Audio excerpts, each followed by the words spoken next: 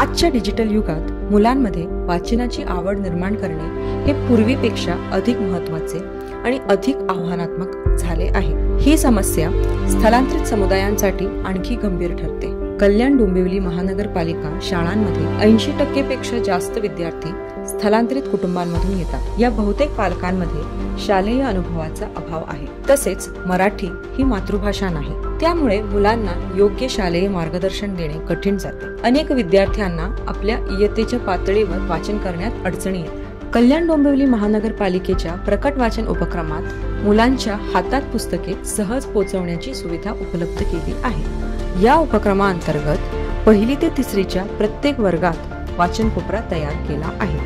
पुस्तके मुलांना सहज हाताळता येतील अशी ठेवलेली असल्यामुळे वाचन त्यांच्या दैनंदिन वर्गाचा भाग बनते।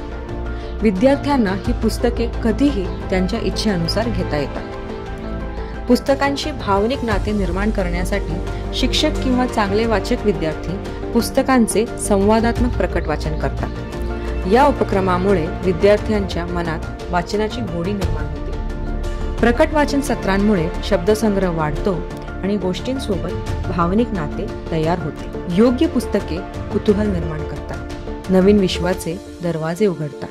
पुस्तकाचा दवाखाना सुरू करून विद्यार्थी त्यांच्या पुस्तकांची काळजी घेतात। अशा प्रकारे वाचन कोपऱ्याची काळजी घेताना जबाबदारी घेणे शिकतात। संशोधनाने हे सिद्ध केले आहे की जी मुले नियमितपणे वाचन करतात त्यांची भाषा कौशल्य, एकाग्रता आणि चिंतन क्षमता अधिक प्रगल्भ होते।